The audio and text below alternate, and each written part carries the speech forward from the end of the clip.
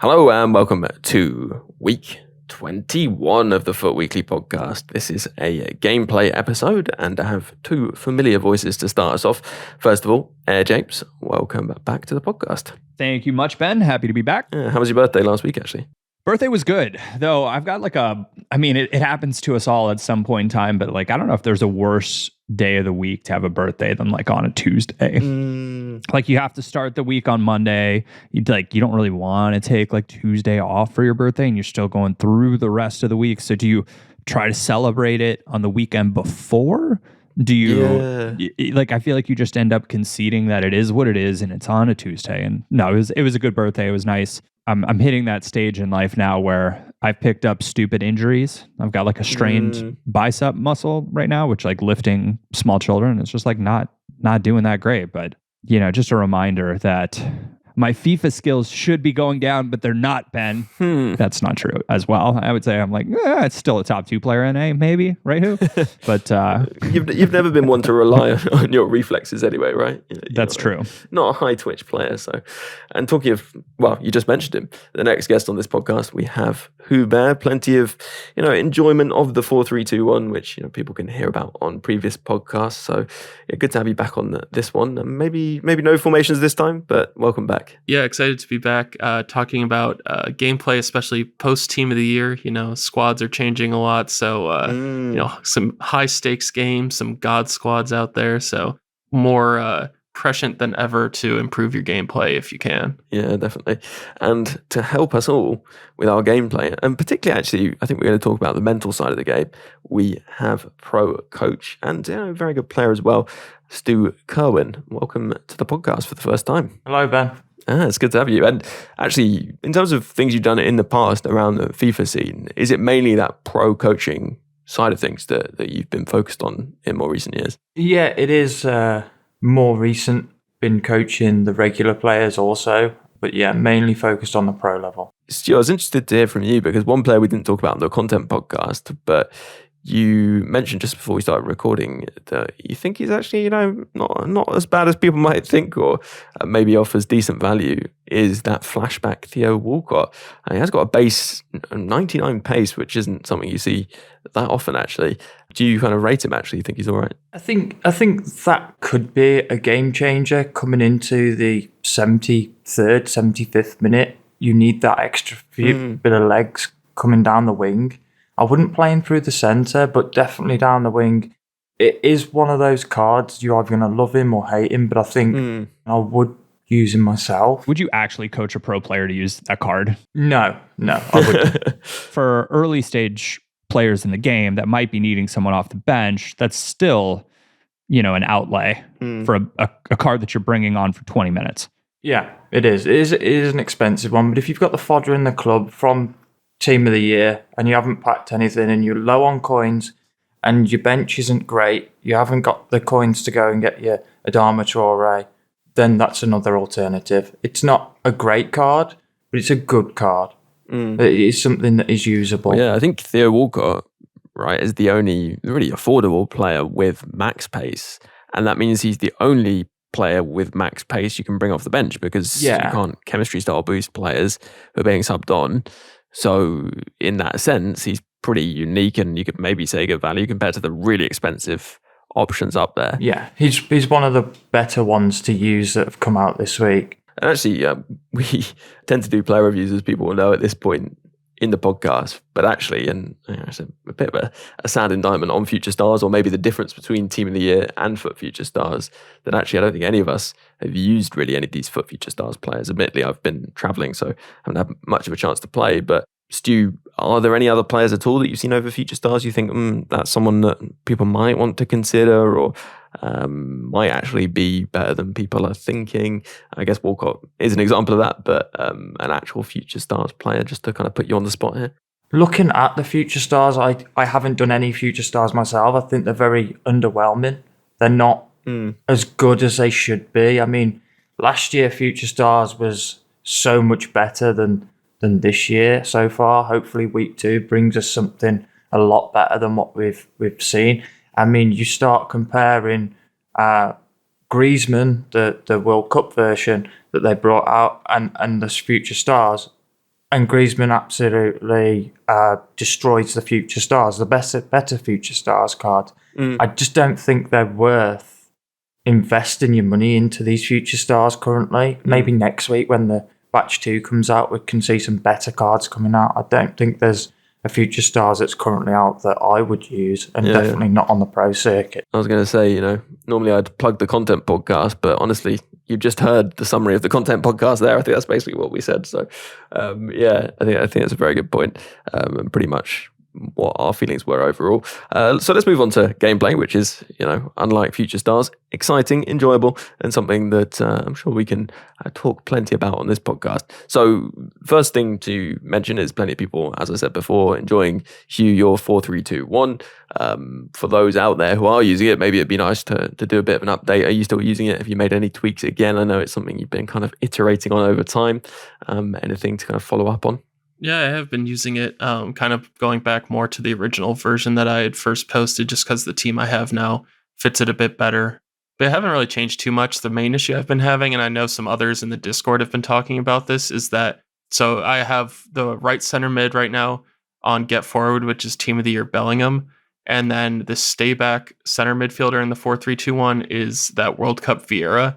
But the problem is that Bellingham has higher defensive stats, I think, mostly because of defensive awareness, that when they revert to the defensive shape, Bellingham goes to the middle and Vieira goes to right mid in a line of 4. So they're switching positions, I think, because Vieira's defending is worse than Bellingham's. I didn't have this issue before when it was Di Maria going forward. So I think that's the issue. I'm not really sure what we can do about it, though. Put Vieira at center back, everything gets better. Yeah. He's not a midfielder. Have you tried it there, actually? I don't really like using non-center backs at center back, but he's been great in midfield for me, especially just as a stay back player, just winning the ball, laying it off. And then I've also used him as a drop between midfielder at times. The original issue, though, you're probably not going to generally, if you're playing this formation, have that issue, because your defensive midfielder in the centre is likely to have higher defensive stats than the ones on the outside. But I guess for you, with Bellingham, he's got such good defensive stats, he's probably going to have that issue with most defensive midfielders. I guess if we get a certain future stars Musiala, he can be the go forward midfielder.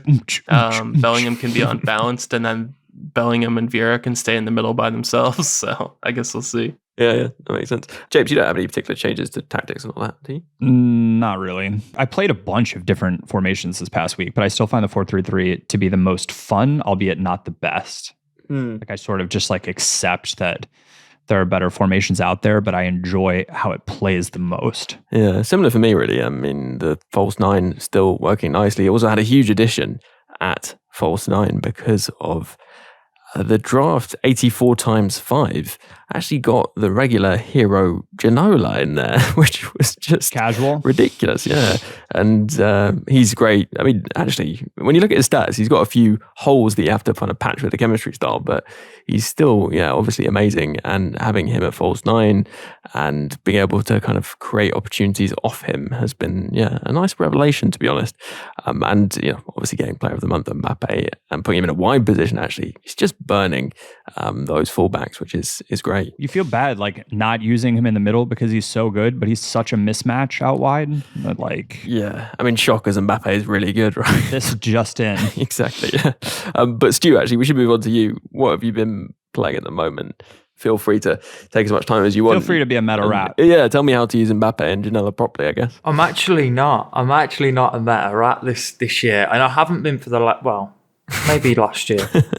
I've stuck to my guns. I've used the same tactics for 3 years now.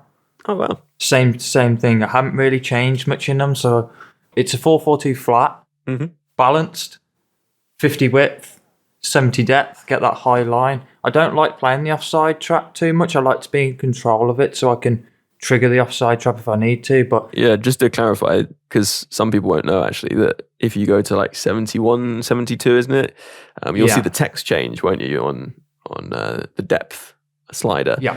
And that basically means you'll get this kind of automated offside trap, which kicks in. And so you're saying you prefer basically not to have that, but still have high depth, so you can trigger the offside trap manually. Yeah, so I'm literally right on the cusp of the offside trap, but not automatically enabling it. So I'm very high up the pitch. So I'm still winning the ball in the middle of the pitch rather than having that high line and overstepping and getting caught with the long balls over the top. So the 70 depth works. Build up is unbalanced. I will never move away from that unless I'm going constant press. Chance creation is on direct passing. I think it's the most effective way to build up. The width is going to shock you. It's 50. Players in the box is 5.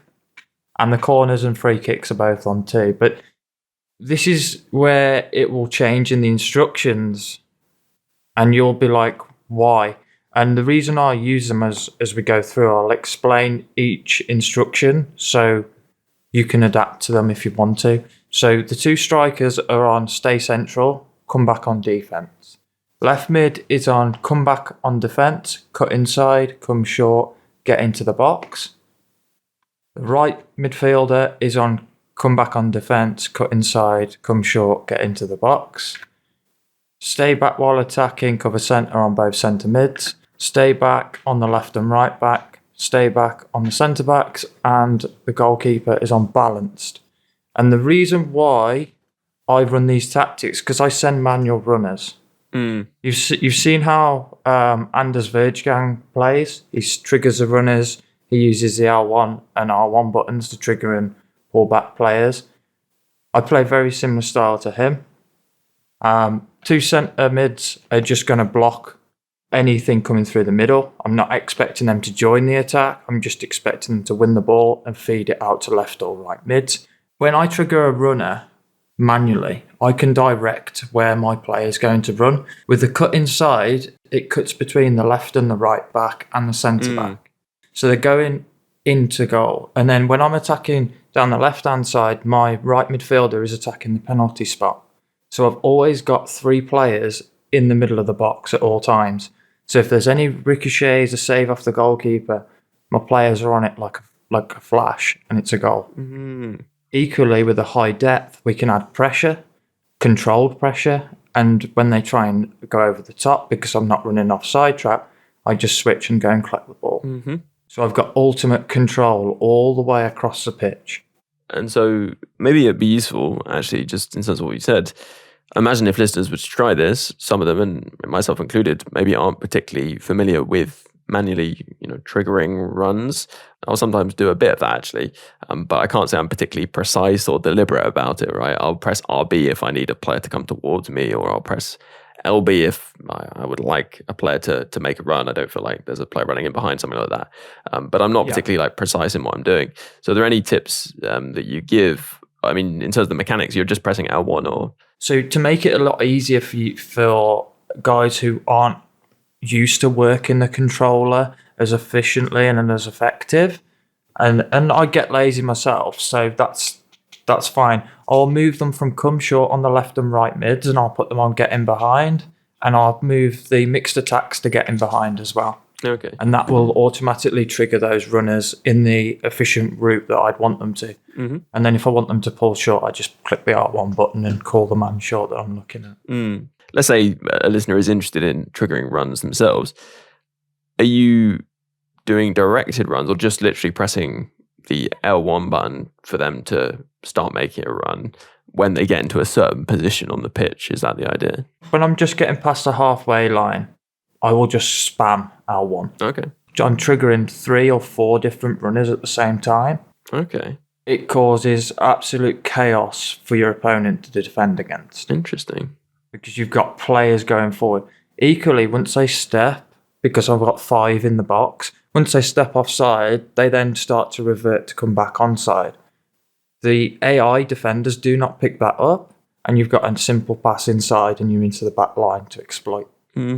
So it sounds like, in a way, though, you're triggering the runs quite, not randomly, but you're, I guess, triggering a lot of runs pretty quickly. Yeah. There is an advantage to doing that then over having getting behind on the players instead. Is it because of the timing that run happens? Yeah, it's timing. In the attack, it's all about timing. Defending is about timing, getting the shape, positioning to obviously win the ball. Same as attack, same as you do with time shooting, etc. It's all about timing. You get the timings right, you can break the offside traps. Especially guys who play high pressure and you need that outlet ball. It's a perfect way to beat it. Great. Yeah, no, it's interesting. It's certainly not a tactical approach that we've heard about previously on the podcast. So let's take a break and we will jump back into talking about mentality and, plenty of other gameplay related questions as well in part 2. Welcome to the break. Normally, I would mention how it'd be great if you fancied supporting the podcast and getting a bonus podcast every week for just £3 a month. Search Support FUT Weekly. But there are some other things you could do to help the podcast out and help yourself out. Prepare for me to say podcast quite a lot of times in quick succession. But if you'd like to subscribe to the podcast, you can do so via various different podcast providing apps like Apple Podcasts, Google Podcasts, or Spotify. And if you would like to catch it on YouTube, there's not a video to it yet, although there is some nice sound waves. Then you can check it out on there. Just search FUT Weekly Podcast on YouTube and do leave a like, drop a comment and subscribe. Apparently that does good things. And on that, let's jump back into part 2. First thing I wanted to cover heading back in after the break is something that I would say is more of a straightforward, or at least is not sort of so gameplay focused. It almost has like a squad building content element to it.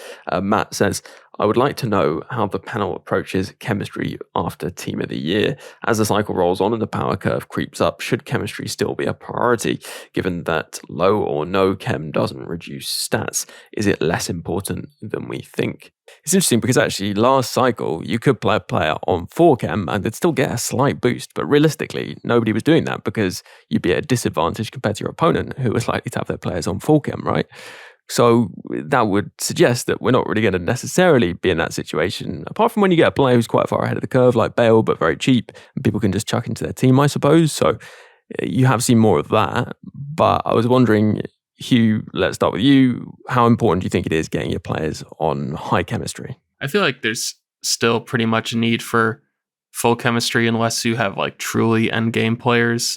A lot of cards have like a bit of flaw in like some stat or another, and you're kind of doing yourself a disservice, by not having them on full chem. I guess the one caveat to that would be if you have to make your team significantly worse just to get the links to the player to get them on full chem, then maybe I wouldn't worry about it. But I feel like right now there's a lot of options that unless you're going for a mostly like untradeable team, that you should be able to get pretty good team while still having mostly full chem. Yeah.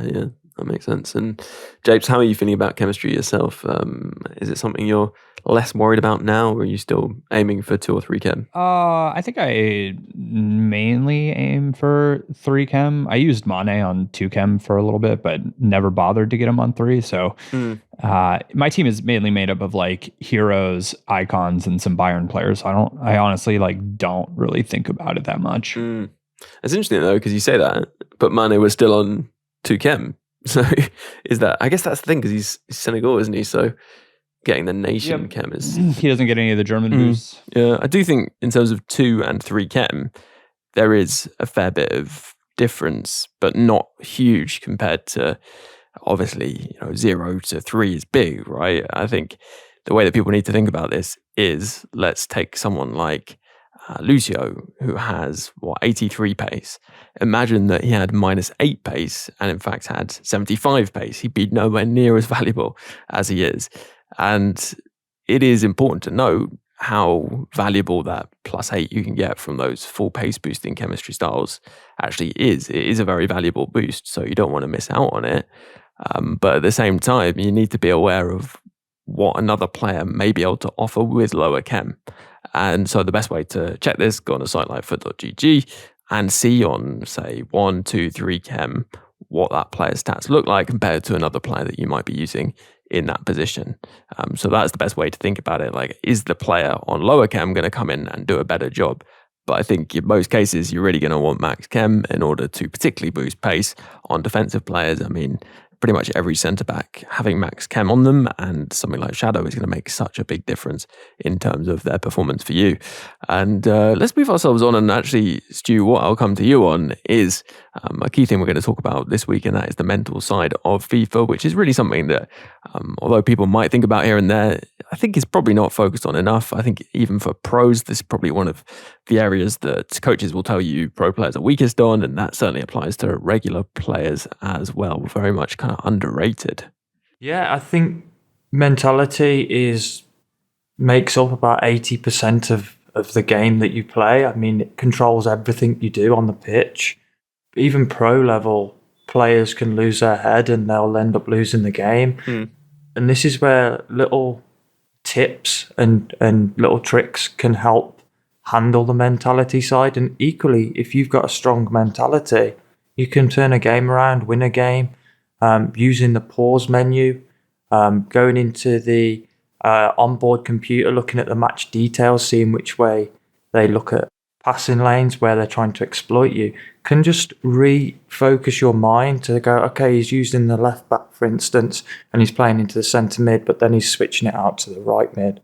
That's something that can just reset your memory and go, okay, that's what happened.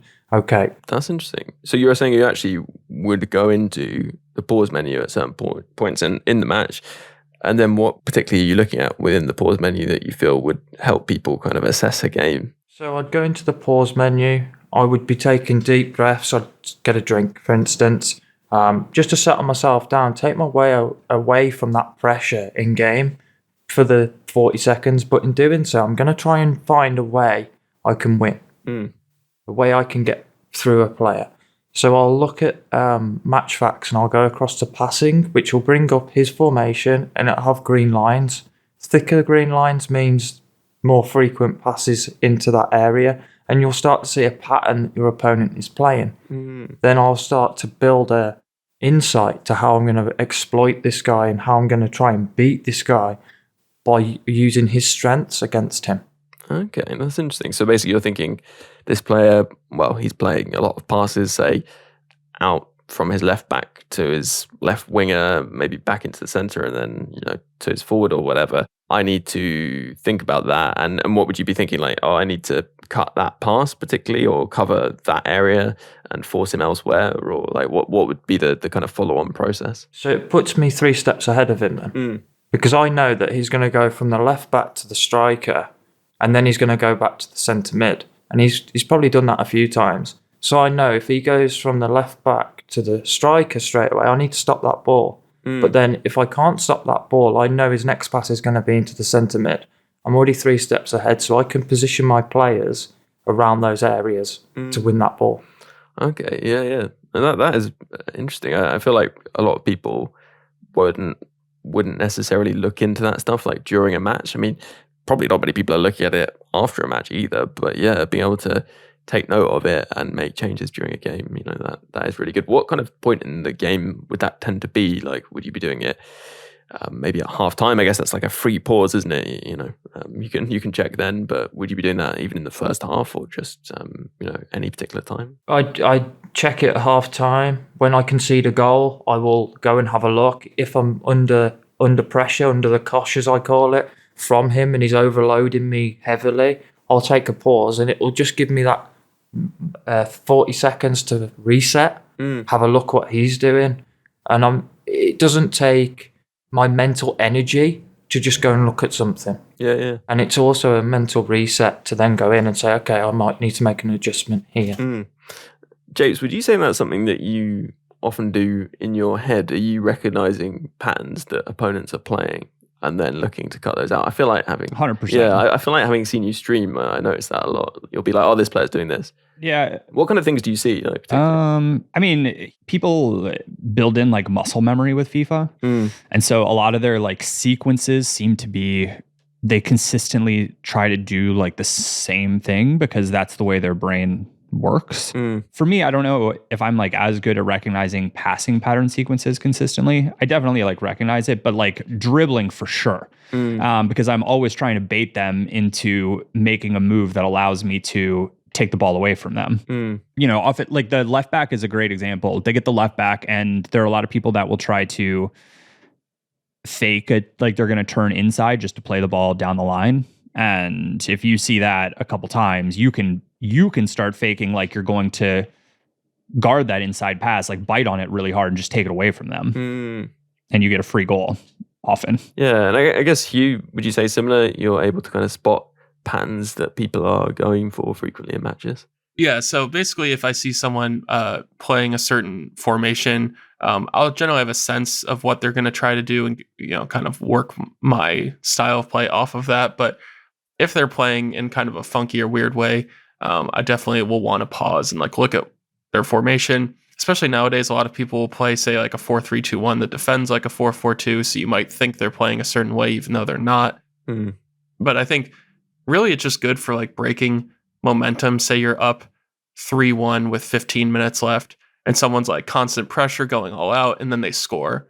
Like they're probably like trying to like skip that celebration, get back into it, get you to kick off the ball so they can start pressing. Like they're really going after it. And sometimes even if you don't do anything and you just pause for like 40 seconds, like that person who's really trying to press and get back in the game, like it makes them very impatient that they're just kind of sitting there just doing nothing, waiting. But then you have to wait 40 seconds. Yep.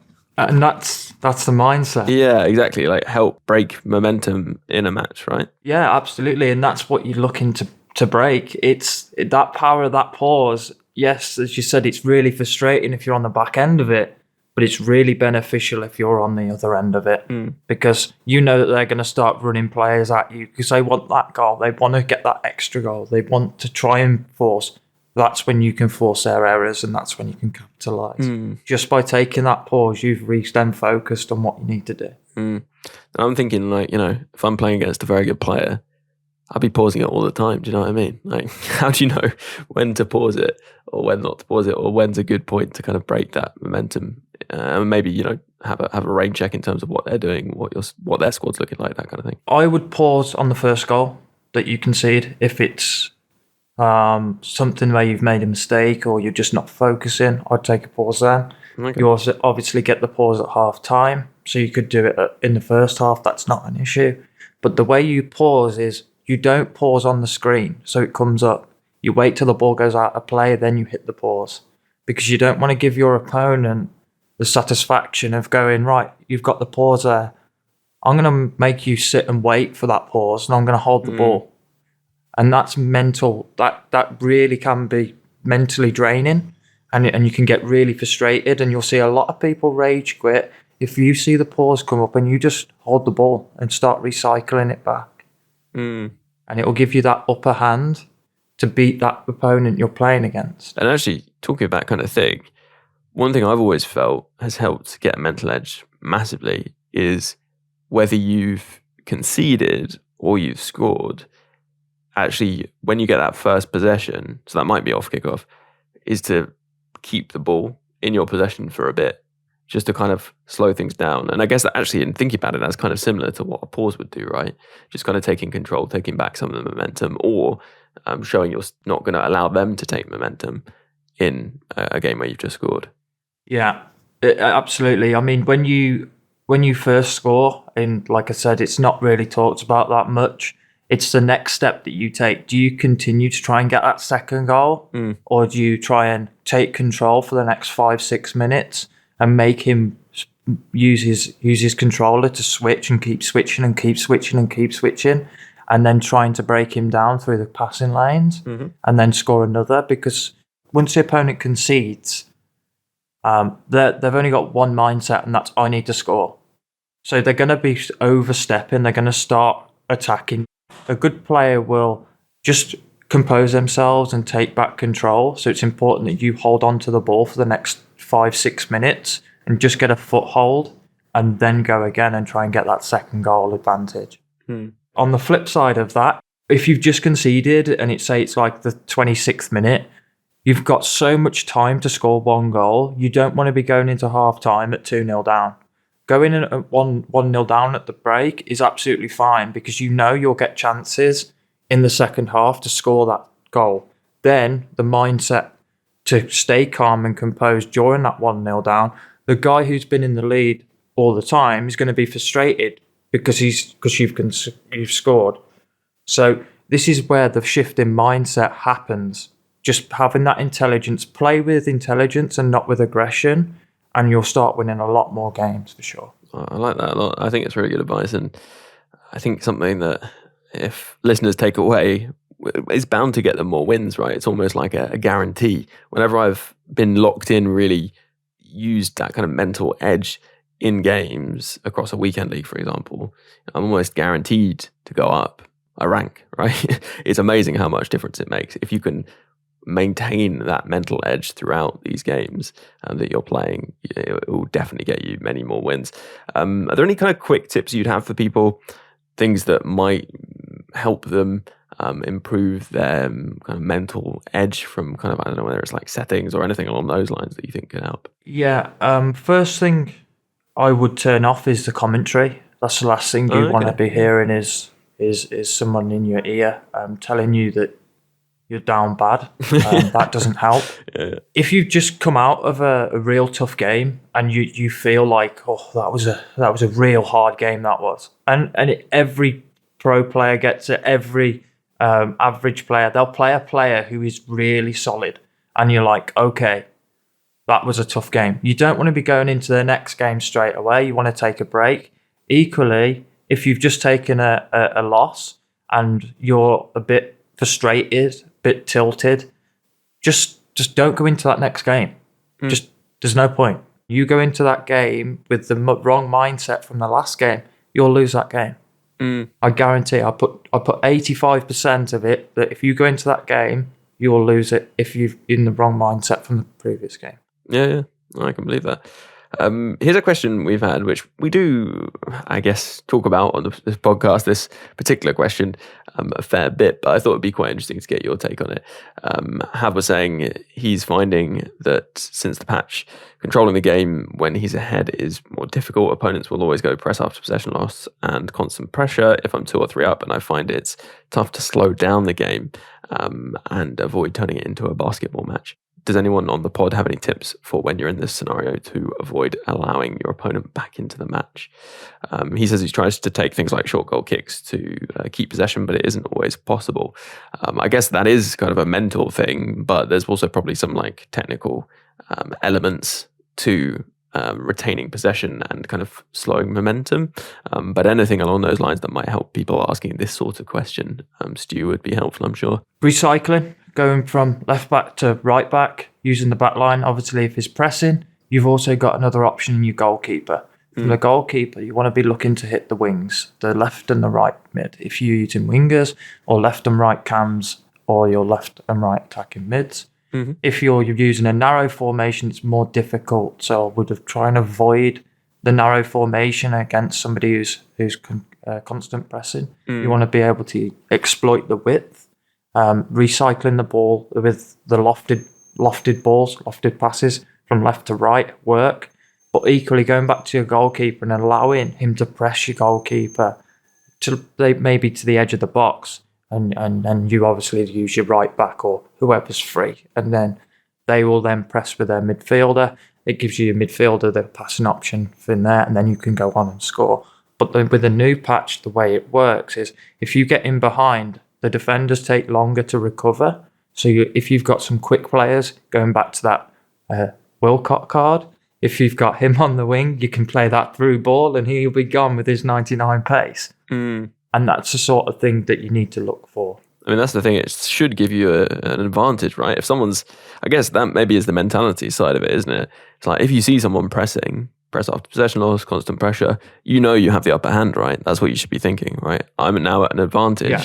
Because they're going to expose themselves defensively. And I think a lot of people think, oh, I'm under pressure. But actually, it's your opponent that's feeling the pressure at that point, right? Yeah. And that goes back to the point where I said about seeing the pause coming up on the screen. If you know it's coming around the 80th minute and there's a pause come up, hold the ball. Don't let that ball go out of play.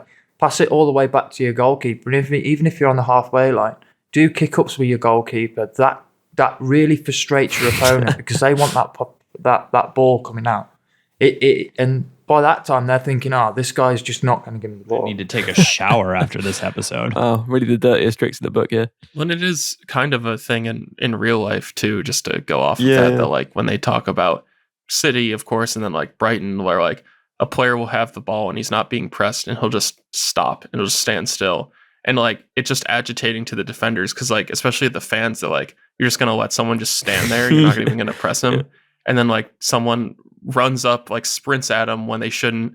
You play one pass and now you're past him, and then you're just like playing through someone. Like you don't have to troll people, but it's just like inviting them like, hey, move forward and give me more space to play in rather than compressing all the space and now I'm gonna lose the ball. Yeah.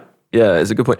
In fact, there's a video on that, isn't there? I think is it a TIFO IRL video, Hugh, which is called something like "Why do Brighton players stand on the ball?" Something like that. Yeah, I think so. It was pretty recent. It was quite recent, and I was thinking when I was watching that is something that you can take into FUT for sure. Just kind of encouraging your opponent to actually commit. So many players just want to stand off you. Anything else in terms of kind of pressure, I guess feeling the pressure, the mental side of the game, that you kind of think that we haven't covered so far, that you think it'd be good listeners might want to hear about, might help them this weekend if they're playing champs? Make sure you're hydrated. That's the biggest thing you can do, because with the concentration levels, being locked in for a game for 6 minutes a half is a long time if you're dehydrated. Don't put like a time scale on how long you've got to complete 20 games of FUT champs or how long you've got to try and get that. Play with freedom and at least enjoy what you're doing. If you're not enjoying it, turn it off. Do you think that it's fair to say, obviously not everyone can take, if they're trying to play champs, can actually take the time to spread out their games or to take breaks if they lose or if they're in an intense match. But would you almost say to people like, that stuff is so important that actually, even if you have limited time, you're going to get more wins by doing those things than just blasting through matches, because your win rate's going to drop so much by the end. Yeah, for sure. I mean, if I'm in a rush, I will just literally go to 11 wins, rank 4 or whatever it is, and out. Don't put unnecessary pressure on yourself. Just play each game as it comes. If you play 20 games and you play well for 20 games and you win 20 games, that's rank 1. So yeah, like I said, just don't put any unnecessary pressure. Just play your game and do what you want to do on the pitch. I think that's something Japes certainly lives by. Just doing my thing. Just do your thing on the pitch. And also, like, I think you're someone who you'll play games, you'll enjoy the games you're playing, maybe if you are. And if you're not, you'll just stop. Like, there's no pressure to get to a specific rank so much as to just enjoy the FIFA that you're playing. Like light bulb switch for me was when I first got married.